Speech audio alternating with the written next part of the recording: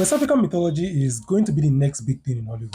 Just watch. Mythology inherently is very interesting, and a lot of the major ones have been milked for all that they are worth. Stuff like Greek, Norse, Egyptian, and honestly, people are getting bored. And over the course of the last 2 decades, Jesus Christ, I am old. I have noticed a very discrete increase in West African folklore elements in Hollywood. I will never forget how I felt hearing a character in the originals being called Papa Tunde. I immediately thought, Wait, is this fucking play about us? it is a serious pet peeve of mine seeing foreigners trying to adapt our mythology and folklore elements into their stories. Aside from the fact that they will never do it more justice than us, it kind of proves that they see value in what we have more than us. And the last time this happened, it led to colonization. And it's giving they are the cool kids, and we are waiting for them to tell us what we have is actually cool before we start to use it to do something.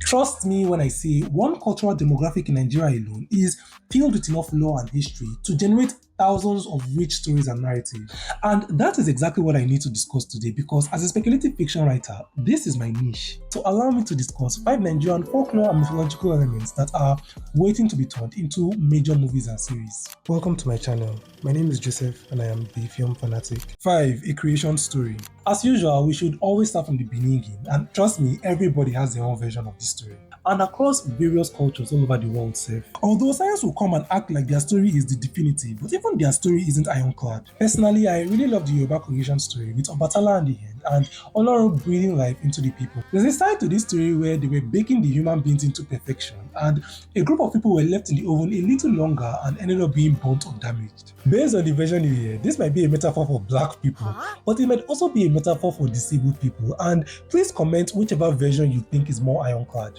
We could also consider the Igbo creation story, where Chukwu essentially creates the earth and then sends people from the sky to infest it. Infest is a very funny word. He then asks Allah, who is essentially our Gaia, to govern them. I learned a lot about these stories from my English teacher in secondary school who would just randomly gist us about them in class, and then I would go out of my way after class to learn a lot about them. And these were the things that easily got my attention before I ended up being distracted by other mythologies. These stories are very rich in perspective and should be given more awareness through sophisticated production, don't you think? Funny enough, whenever I bring this thing up with certain people, one of the things I'll hear is, "Oh, we are Christians and our faith doesn't support such." Shut the up, that is not what this is about. It's about not allowing your own history and culture to die out in generations because you want to give more reverence to something that was imposed on you. Especially when you consider that enough Bible stories have been given the Hollywood treatment. Your beliefs are your prerogative, but your roots are unchangeable. Number 4, mythical creatures. And I'm not just talking about werewolves, vampires, and zombies. West Africa is filled with a number of alluring and unsettling creatures of African myth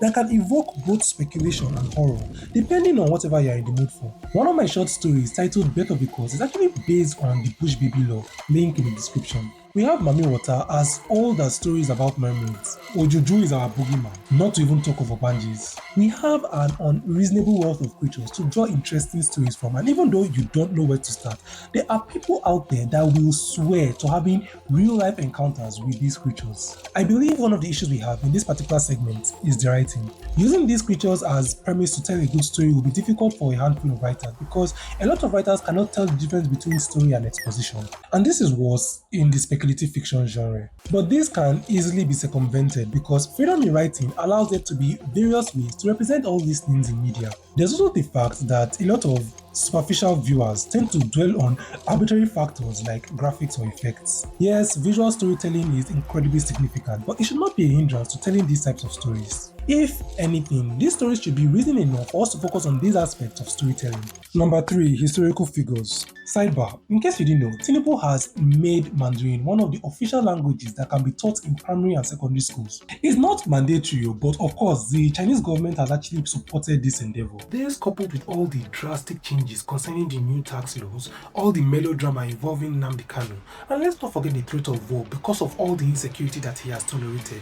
Tinubu is objectively the worst president I have ever experienced. I swear, it's in front of all our eyes that this guy is going to sell this country. History as a subject was scrapped from the Nigerian education curriculum from 2007 and was supposedly indoctrinated into social studies and civic education until 2019. Now, the history thing is very interesting to me because I didn't do history for my primary and secondary school, but I rushed to teach history as a copper because even though I rarely read non-fiction, it is one of my favorite topics. And I genuinely believe that it is a very big shame that we do not celebrate our revered historical figures more. Yes, there are a few movies and series out there, and thank God for them.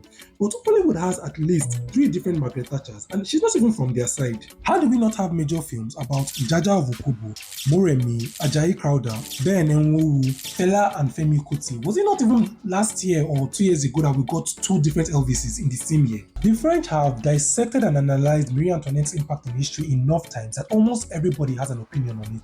They reimagined Abraham Lincoln as a vampire hunter. What is stopping Ajayi Crowther from being reimagined as a reformed wizard? It is flattery, not mockery. You would think that during the time the government was trying to ensure that we will forget our past, someone in Nollywood would have said, let's use this opportunity and make film about these people now. But Nigerian boomers will rather point fingers at Gen Z and millennials like it was during our time that country started to spoil. Number 2, stories about the gods.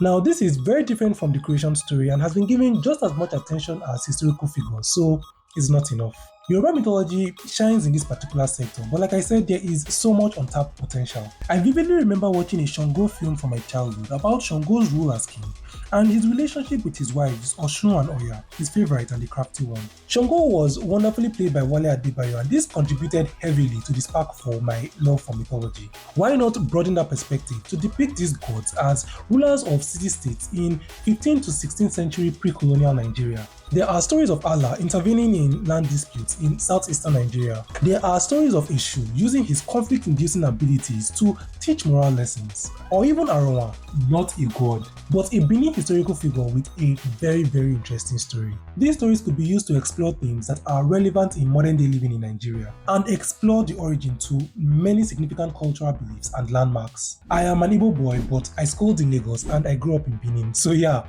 all these mythologies have entered my head through environmental diffusion. In case you don't know, I am also a speculative fiction writer with my debut novel coming out in Easter of 2026. It is titled For the Condemned, and that is all I'm going to say for now. But feel free to check out my short stories on my Medium account and on some publications. All the links are in the description box, just so you can get a sense of the kind of stories I write. I really love to incorporate a lot of these folkloric and mythological elements into my own stories, so please feel free to check them out and give me feedback wherever you can. Number 1, Animal Kingdom stories. This is number 1 because how? Forget film or series. How is this not a major franchise? A lot of our childhood are centered on these stories and they are a very big deal. They are heavy on themes and morals, and the demographic is there because children are always going to be there, and this is the perfect avenue for you to teach them a lot. I don't know about you, but I genuinely feel a lot of people would love to learn how the parrot saved the village, or how the lion shares his food, or why the dog and the leopard don't hunt together, or the story of the tortoise and the birds, or the story of the tortoise and the rabbit. Why was the tortoise always the diva in all these stories? But for real, how are there not more movies and series based on these stories? And I swear, if you want to finish work, make it animated. With some of Nollywood's cleanest voices like Zach Oji or Ireti Doyle. I swear, you can even give this to actors that will give animated characters enough personality. Just imagine Peter Doche voicing the lion in this story, or Funke Akindele voicing this parrot. I swear, they might not want to do it, but it's going to slap nonetheless. In this day and age, there are enough Nigerian artists and animators that will jump at this work tomorrow if you give them chance. And it really makes me wonder why, when Ghibli movies are winning awards and are downright phenomenal, because I am never not in the mood to see a Ghibli movie. Is it money? Because look at the top 10 most lucrative movies in the past 10 years for Hollywood, and I can assure you that in every year, 2 animated movies are there. Whew. Though that's just it. I really hope this video was as insightful and as entertaining for you as it was for me, because I really enjoyed preparing it. I really hope that there are writers out there that have taken note of some very interesting premises, because the truth is, it is not a monopoly. All these things are open to everyone, and that is why the foreigners want to carry it. And me, I know how many stories I have mentioned that I have worked on and will still work on. Your interpretation and your representation can be very different from my own. Twilight, Nosferatu, and the originals. The 3 of them have their own interpretation of vampires, but are all still very good stories. Sorry, it's hot. A good story has one job, and that is to be interesting. It is left for the individuality of the writer to be able to inspire, educate, or challenge. Trust me, Nigerian folklore and mythology is a wealth of original ideas that is just waiting to be tapped into. First and foremost, if you enjoyed this video, please drop a like because it means the world to me, especially as I'm struggling to grow this channel. Feel free to check out the variety of videos that I also have on this channel because I'm beginning to love to talk. If you are new here, welcome. And please subscribe so you don't miss the content that I post regularly. I trust you to share your comments on this video because I am looking forward to what you have to say. Which of these ideas do you think would work and why? And which of these ideas do you think will not work? And why? Also, which ones do you think I forgot to mention? Because I myself am always looking for inspiration. Share this video with your friends and you will definitely see me soon.